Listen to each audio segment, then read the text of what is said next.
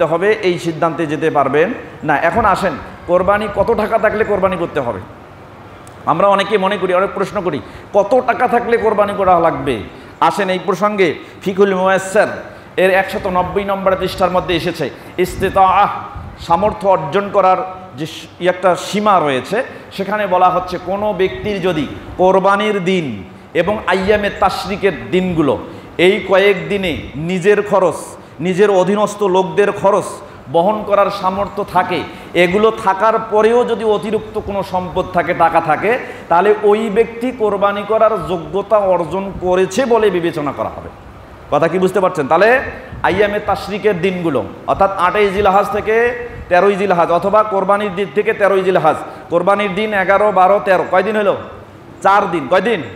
4 দিন। কোনো ব্যক্তির যদি নিজের এবং নিজের পরিবারের খরচ বহন করার সামর্থ্য থাকার পরেও অতিরিক্ত অবশিষ্ট টাকা থাকে, তাহলে ওই ব্যক্তির কোরবানিতে অংশগ্রহণ করার সামর্থ্য আছে বলে বিবেচনা করা